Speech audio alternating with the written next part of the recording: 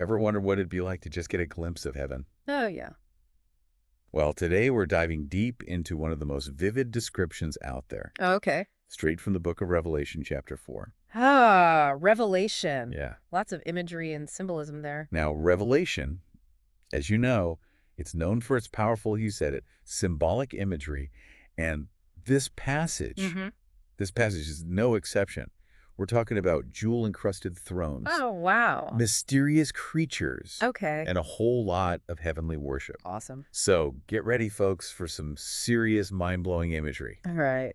What are we trying to do today? Well, we're going to unpack that rich symbolism and explore what this vision might tell us about, well, the divine. Okay. And maybe, just maybe, a little bit about ourselves, too. Sounds good. I like it. What's fascinating about this is that you're not just reading about this scene. Right. You're invited to experience it, like you're right there. Wow.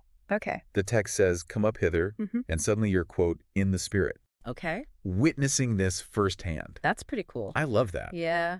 Right from the start, you are drawn into this otherworldly scene, Okay. which is dominated by this majestic throne. All right. And sitting on that throne, Yeah. well, there's a figure described as shining like jasper and a sardine stone, surrounded by a rainbow, Ooh, like an emerald.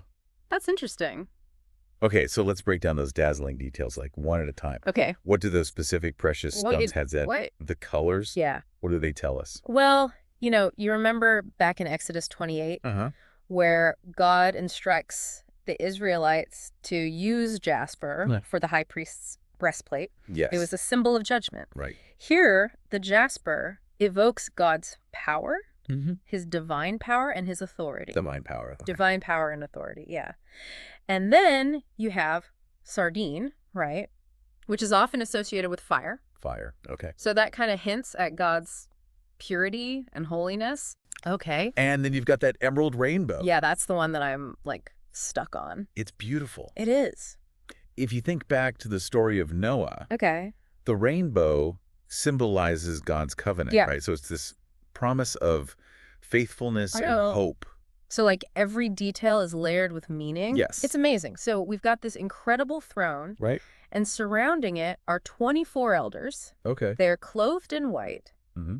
and wearing golden crowns. Wow. So I gotta ask, who are these VIPs, Right. and what's with the fashion choices? Well, their exact identity is kind of debated, Sure.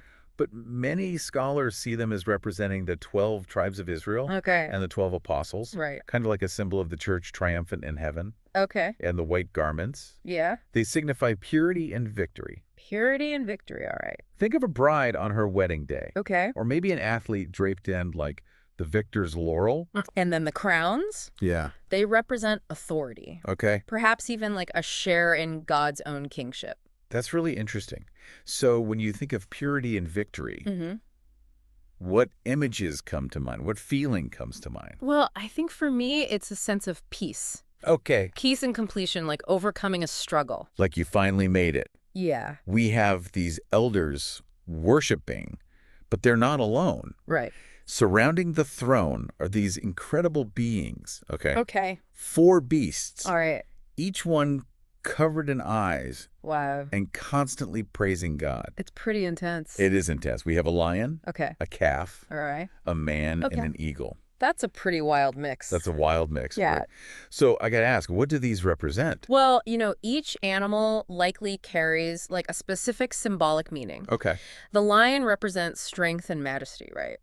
The king of beasts, if you will. The calf, or the ox, often represents service, sacrifice, and steadfastness. Okay. The man, of course, intelligence, humanity, Right. and perhaps even creation itself. And the eagle, with its keen vision and ability to soar above the earth, Yeah. that represents transcendence, spiritual insight. I'm not so sure I'm buying the traditional interpretation of the calf Oh, really? as just sacrifice. Okay. Couldn't it also represent, strength and steadfastness? Uh-huh. I mean, think of a powerful ox plowing a field. Yeah, that's You know, that's an interesting point. I don't know. Yeah, the beauty of symbolic language is that it can hold these multiple layers of meaning. Totally. And these beasts, they keep chanting this, holy, holy, holy Lord God Almighty. Right. Which was and is to come. Powerful. It's so powerful. That repetition. Yeah. It's like a cosmic heartbeat. Absolutely. That threefold repetition of holy, Yeah. it emphasizes God's absolute otherness, his transcendence beyond our human comprehension. Okay. And that phrase, which was and is to come, Yeah. that points to God's eternal nature, Okay. like existing outside of time and space. So then we see those 24 elders, remember them, they fall down in worship. Wow. They cast their crowns before the throne. Powerful. And they declare, thou art worthy, O Lord, to receive glory and honor and power.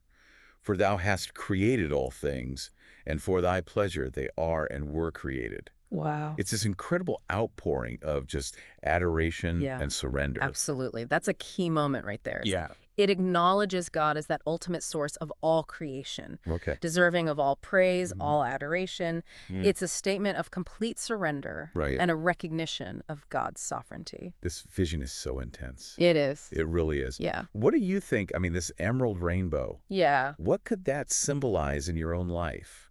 Oh, that's a good question. What promises does it evoke? Ooh, I'm going to have to think about that one. Yeah.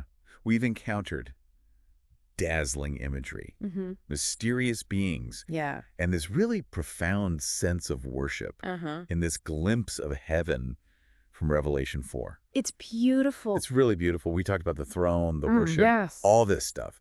But what do you think this vision says about our role? Ooh. Not up there, Right. but here and now. That's a great. Just something to ponder as you continue exploring the book of Revelation. Thanks for having me. Thanks for joining us on this deep dive. This was awesome. It was awesome. I loved it. Yeah. It was great. Loved it. All right. See you next time. Okay. Bye.